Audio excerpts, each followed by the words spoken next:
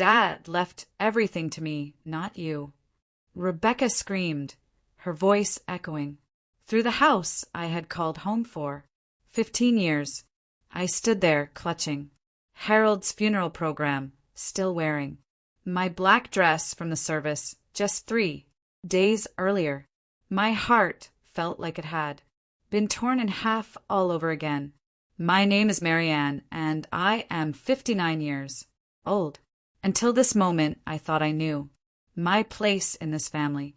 Harold and I had been married for 15 years, and I had raised Rebecca since she was 13 after her mother passed away. Now, at 28, she was acting like a stranger who despised everything about me. Harold left specific instructions about how things should be handled, I said, quietly, trying to keep my voice steady. Maybe we should sit down and discuss this calmly. Rebecca's face twisted with fury. There's nothing to discuss. The lawyer already explained everything to me. The house, the money, the investments, it's all mine now. $7 million and you get nothing. The cruelty in her voice shocked me. This was the same girl I had helped with homework, driven to school events, and comforted through teenage heartbreaks. Where was the gratitude for the woman who had stepped in to mother her when she needed it most? "Rebecca, I'm not trying to take anything from you," I said, reaching toward her. "I just thought we could work together to handle Harold's affairs properly." She jerked away from my touch. "Work together? You were just his second wife. I'm his blood, his real family. You were convenient when he needed someone to cook and clean, but now that he's gone, you're not needed anymore." Her words hit me like physical blows. I had loved Harold deeply, and I thought he had loved me too. We had built a life together, sharing dreams and making plans for the future. I had never thought of myself as just convenient. "Your father and I had many conversations about the future," I began, but Rebecca cut me off. "Stop calling him my father like you have some claim to him. He's dead now, and his daughter inherits everything. That's how it works in real families." I felt tears welling up in my eyes, but I refused to let them fall in front of her. There was something cold and calculating in Rebecca's expression that I had never seen before. It was as if Harold's death had unleashed a side of her that had been hidden all these years. "I think you need to read the will more carefully," I said softly. Rebecca's laugh was sharp and bitter. "Oh, I've read it. Everything comes to me. The only thing you need to worry about is finding somewhere else to live." I retreated to the bedroom I had shared with Harold, my hands trembling as I closed the door. The room still smelled like his cologne and his reading glasses sat on the nightstand where he had left them. 3 days ago, we had been planning a trip to Europe for our anniversary. Now I was being told to pack my belongings and leave. Harold had been a successful financial advisor who built his wealth through careful investments and smart business decisions. When we met at a community theater production 15 years ago, I was a recent widow trying to rebuild my life. He was a single father struggling to raise a teenage daughter while managing his growing business. We found comfort in each other's company and eventually love. Rebecca had seemed to accept me at first. She was grieving her mother's death and needed stability. I tried to fill that role without ever attempting to replace her mother's memory. We shared quiet dinners, shopping trips for school clothes, and late-night conversations about her future. I thought we had built a genuine bond over the years, but looking back, now I wondered if Rebecca had simply been tolerating me while waiting for this moment. Had she always seen me as an intruder in her family? Had every kind gesture been an act? I walked to Harold's desk where he kept important documents. Harold had always been meticulous about legal matters often, spending hours reviewing contracts and financial statements. He frequently mentioned wanting to protect both Rebecca and me, ensuring we would both be cared for after he was gone. You have to understand, he had told me just 6 months ago. Rebecca is young and sometimes impulsive. I need to make sure she's truly ready to handle this kind of responsibility. At the time, I thought he was being overly cautious.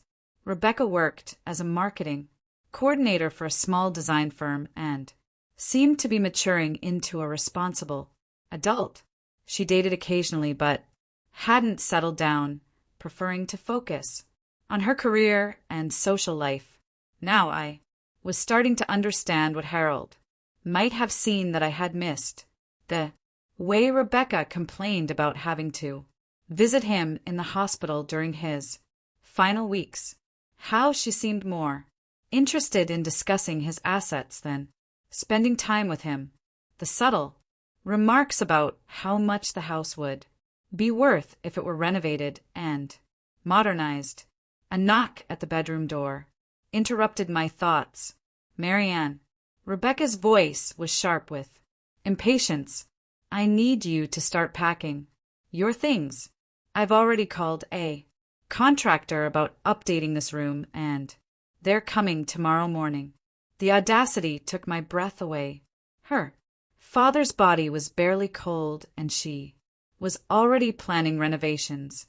I opened the door to find Rebecca standing there with her phone in one hand and a notebook in the other.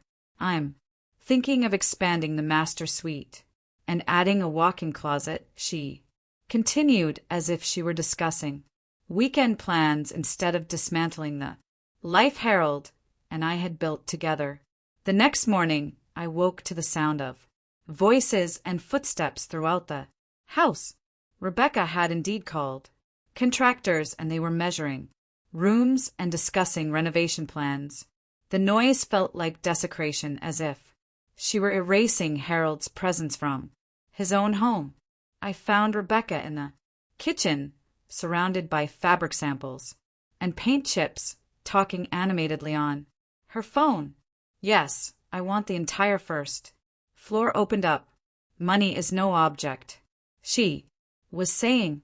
This house hasn't been updated since the 90s, and it needs to reflect a more modern lifestyle.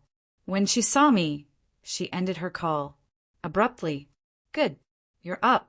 I need you to clear out Dad's office today. The architect wants to turn it into a wine cellar with a tasting area. A wine cellar? Harold barely drank, and Rebecca's idea of wine appreciation was buying whatever bottle had the prettiest label at the grocery store. Rebecca, don't you think you're moving too quickly? Your father just passed away 3 days ago. Maybe we should take some time to grieve before making major changes. Her expression hardened. I don't need grief counseling from you. I've already mourned him.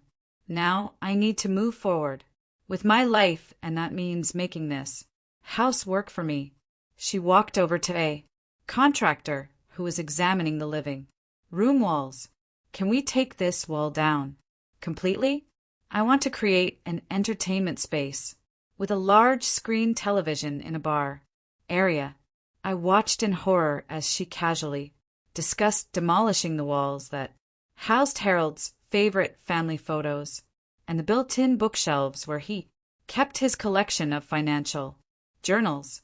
These weren't just walls to me. They were memories. I'm going to the bank this afternoon to start the paperwork for accessing Dad's accounts, Rebecca announced when the contractor stepped outside. I want to get everything transferred into my name as quickly as possible. The accounts? I asked, confused. Harold always handled our finances jointly. Are you sure there won't be any complications? Rebecca's smile was condescending. Marianne, you obviously don't understand how inheritance works. When someone dies, Their assets go to their children, not their spouses second time around. Dad's lawyer explained everything to me. Yesterday, she pulled out a folder thick with documents. See, here's the will, the insurance, policies, the investment accounts. It's all very straightforward. $7 million, all going directly to me.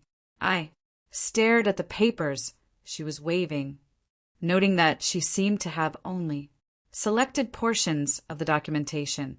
Harold had always been thorough about legal matters, often creating multiple layers of protection for important decisions. Rebecca, are you certain you have all the documents? Your father was very careful about these things. Of course I have everything, she snapped. What are you implying? That I don't know how to read legal papers? The contractors returned and Rebecca immediately turned her attention back to renovation plans, dismissing my concerns with a wave of her hand. By afternoon, Rebecca had transformed into a woman I barely recognized. She strutted through the house like she owned a palace, pointing out changes to be made and discussing expensive upgrades with an enthusiasm that felt almost manic. I'm thinking marble countertops in the kitchen, she told one contractor, and maybe we can expand the master bathroom to include a steam shower. I tried one more time to reach the daughter I thought I knew. Rebecca, can we please talk privately? I feel like we're both still processing Harold's death and maybe we're making decisions too quickly. She turned to me with exaggerated patience as if I were a slow child. Marianne, I appreciate that you're having trouble accepting the new reality, but this is my house now. I'm not making rash decisions. I'm finally able to make the improvements Dad never wanted to spend money on. Harold was careful with money because he wanted to ensure long-term security for both of us, I replied. Both of us? Rebecca laughed harshly. There is no us anymore. There's me, the heir, and there's you, the woman who happened to marry my father. You got 15 years of living in a nice house and not having to work. That should be enough gratitude for anyone. Her cruelty was breathtaking, but what shocked me more was how calculated it seemed. This wasn't grief talking. This was a plan she had been nurturing for years. Your father loved me, I said quietly, and I thought you cared about me, too. Love. Rebecca's voice rose. You were a convenience. Dad needed someone to cook his meals and keep house while he focused on building wealth for his real family. You played house for 15 years, but the game is over now. She gestured toward the contractors who were pretending not to listen to our conversation. I've got real plans for this place. I'm going to turn it into something worthy of a young professional woman, not some middle-aged widow's cozy nest. The insult stung, but I forced myself to stay calm. What about Harold's wishes? Don't you think we should honor his memory? Honor his memory? Rebecca's laugh was bitter. The best way to honor Dad's memory is to enjoy the wealth he worked so hard to build. He didn't accumulate $7 million so it could sit in boring investments forever. She pulled out her phone and showed me a shopping app with several luxury items in her cart. I'm already looking at a new car.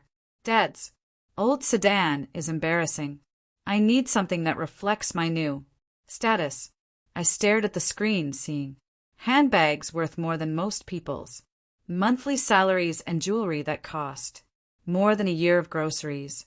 Rebecca, this kind of spending isn't sustainable, even with a large inheritance.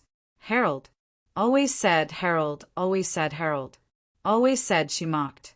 Harold isn't here anymore to micromanage every dollar. I'm 28 years old and I deserve to enjoy life while I'm young enough to appreciate it. She scrolled through more expensive items adding them to her cart with reckless abandon. Besides, $7 million is more money than I could spend in a lifetime, even living luxuriously. I can't afford to renovate this house, buy whatever I want, and still have millions left over. I watched her face as she spoke, seeing an excitement that bordered on fever. She wasn't just planning to spend Harold's money. She was planning to waste it in ways that would have horrified him. What if there are conditions attached to the inheritance? I asked carefully. Rebecca's eyes narrowed. What kind of conditions? I don't know, I admitted.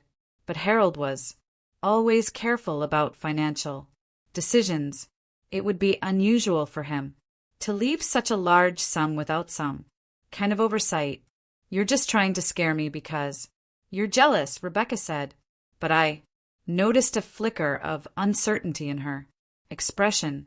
That evening, Rebecca's plans became even more grandiose. She called friends, inviting them over to celebrate her inheritance and see the house that would soon be renovated into her dream space. I retreated to Harold's office, the one room Rebecca hadn't yet claimed for demolition. Sitting at his desk, I could almost feel his presence. Harold had been methodical about everything, from his morning coffee routine to his investment strategies. The idea that he would leave such a substantial inheritance without careful planning seemed completely out of character. I began looking through his desk drawers, searching for documents Rebecca might have overlooked. Harold kept meticulous records, and I knew he had worked with his attorney recently to update his estate planning. In the bottom drawer, I found a file labeled Estate Planning Confidential. Inside were several documents I hadn't seen before, including correspondence with the law firm of Morrison, Hayes and Associates. One letter dated just 2 months before Harold's death caught my attention. Dear Mr. Harold, it began. Per your request, we have established the Rebecca Trust Fund with the conditions and restrictions discussed in our meeting. The trust will ensure your daughter learns financial responsibility while protecting both her and your spouse's long-term interests. My hands trembled as I read further.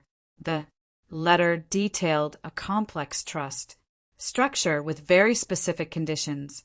Rebecca would not receive direct access to the inheritance until she turned 35. Until then, all funds would be managed by a trustee, and according to the document, Harold had named me as the primary trustee. I could hear Rebecca and her friends laughing loudly in the living room, their voices carrying through the house as they celebrated what they thought was her windfall.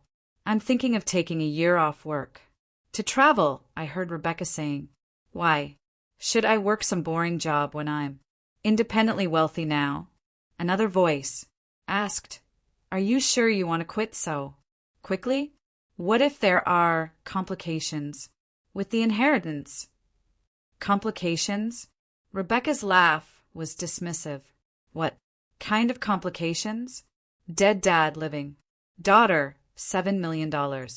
It's pretty straightforward. I continued reading the trust documents, discovering layer after layer of conditions Harold had put in place. Rebecca would need trustee approval for any expenditure over $500. She would be required to maintain steady employment or pursue education. Most significantly, the trust included specific language about demonstrating respect for family members and honoring the deceased values. A separate document outlined Harold's reasoning for these restrictions. He had observed Rebecca's impulsive spending habits and her sometimes selfish behavior. He worried that sudden wealth would destroy her character rather than enhance her life. The trust was designed to help her mature into someone worthy of the inheritance. But there was more. Harold had also included provisions for my own financial security. The trust would provide for my housing, health care, and living expenses for the rest of my life. He had protected both of us, ensuring Rebecca couldn't abandon her responsibilities to the family while also ensuring I wouldn't be left vulnerable. The final document in the file was a sealed envelope with my name, written in Harold's careful handwriting. Inside was a personal letter. My dear Marianne, it began, if you are reading this, then I am gone, and Rebecca has probably behaved exactly as I feared she would. I know my daughter, and I know she can be cruel when she wants something. I'm sorry you're experiencing this, but please know that I have made arrangements to protect both of you from her worst impulses. The trust will teach her what I was never able to, that wealth without character is meaningless. Be patient with her, but also be strong. You have more power than she realizes. The next morning brought a phone call. That changed everything. I was in the kitchen trying to avoid the chaos of contractors and Rebecca's increasingly elaborate renovation plans when her cell phone rang. This is Rebecca, she answered cheerfully, clearly expecting more congratulatory calls from friends, but her expression changed quickly from smug satisfaction to confusion, then to alarm. What do you mean frozen? She demanded. That can't be right. I'm the sole heir. I watched as her face grew pale, then flushed red with anger. No, you don't understand. My father left me $7 million. I was just at your bank yesterday, discussing the accounts. There was a long pause as she listened to whoever was on the other end of the call. A trust? What trust? The will said. Everything comes to me. Another pause, and now Rebecca's hands were shaking. I need to come in immediately. This is obviously some kind of mistake. She ended the call and stood frozen in the middle of the kitchen, staring at her phone as if it had personally betrayed her. What was that about? I asked, though I already suspected. Rebecca's voice was barely a whisper. The bank says the accounts are frozen. They say there's some kind of trust that controls access to the money. She looked at me with wild eyes. You knew about this, didn't you? That's why you kept asking about conditions and complications. I sat down my coffee cup carefully. I knew your father was thorough about financial planning. Where are the trust documents? Rebecca demanded. I need to see exactly what this means. I believe they're with Harold's attorney, I replied calmly. Rebecca was already dialing her phone. Mr. Morrison, this is Rebecca. I need to see you immediately about my father's trust. What do you mean I should bring Marianne? She ended the call and stared at me with growing horror. He says, you're the trustee. He says I need your permission to access any significant funds.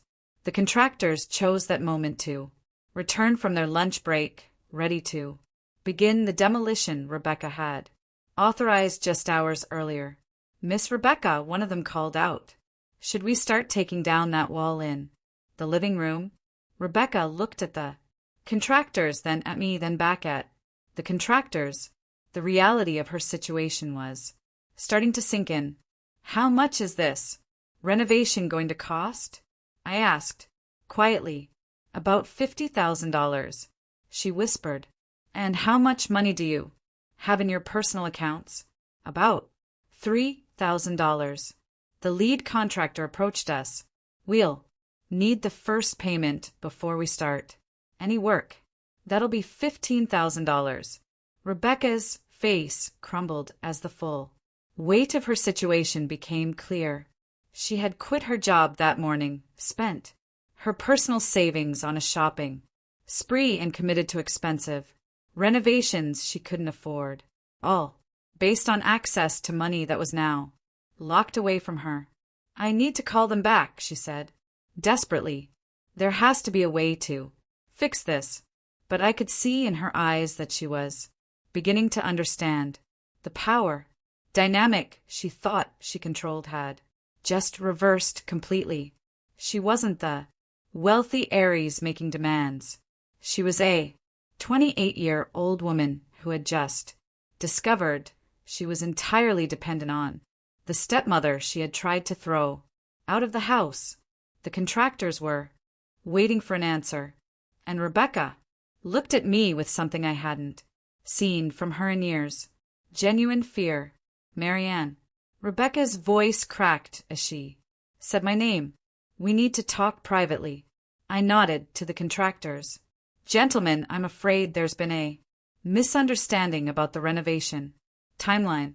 We'll need to postpone any work until we can sort out the financing. The lead contractor looked confused, but Miss Rebecca already signed the contract and scheduled us to start today. I understand, I said calmly, but circumstances have changed. We'll contact you once we've resolved the financial arrangements. After the contractors left, grumbling about wasted time and delayed projects, Rebecca collapsed into one of Harold's leather chairs. The triumphant, cruel woman from yesterday had been replaced by someone who looked lost and frightened. Tell me exactly what this trust means, she said quietly. I sat across from her. The trust document spread on the coffee table between us. Your father created a structure designed to help you learn financial responsibility. Until you turn 35, I control all access to his estate. 35? Rebecca's voice was barely a whisper. That's 7 years from now. 7 years. I confirmed. During that time, you'll receive a monthly allowance of $500 for personal expenses. Anything beyond that requires my approval as trustee. Rebecca stared at the documents as if they were written in a foreign language. But I need more than $500 a month. I can't live on that. Your father assumed you would continue working to support yourself using the trust fund as supplemental income rather than your primary source of money. But I already quit my job, Rebecca said desperately. I told my boss yesterday that I wouldn't be coming back because I was independently wealthy. The irony wasn't lost on me. In her eagerness to claim Harold's fortune, Rebecca had eliminated her own source of income. The trust also includes provisions for your housing, health, and education, I continued. But those funds are released only for approved purposes and only with trustee oversight. Rebecca's eyes filled with tears, the first genuine emotion I'd seen from her since Harold's death. What do I have to do? She asked. I looked at the young woman sitting across from me, seeing glimpses of the daughter I had once known buried beneath the greed and cruelty of the past few days. The trust requires you to demonstrate financial responsibility, maintain steady employment, or pursue education and show respect for family members, I explained. Your father was very specific about that last requirement. Rebecca winced, clearly remembering her behavior toward me. There's also a clause about honoring his values and maintaining the family home. Appropriately, I continued. Harold loved this house and wanted it preserved, not gutted for trendy renovations. So you control everything, Rebecca said bitterly. You get to decide whether I deserve access to my own inheritance. Your father's inheritance, I corrected gently. And yes, he trusted me to make decisions that would be in your best long-term interests. Rebecca was quiet for several minutes, processing the reality of her situation. Finally, she looked up at me with something resembling humility. What happens if I don't meet the requirements? I consulted the trust documents.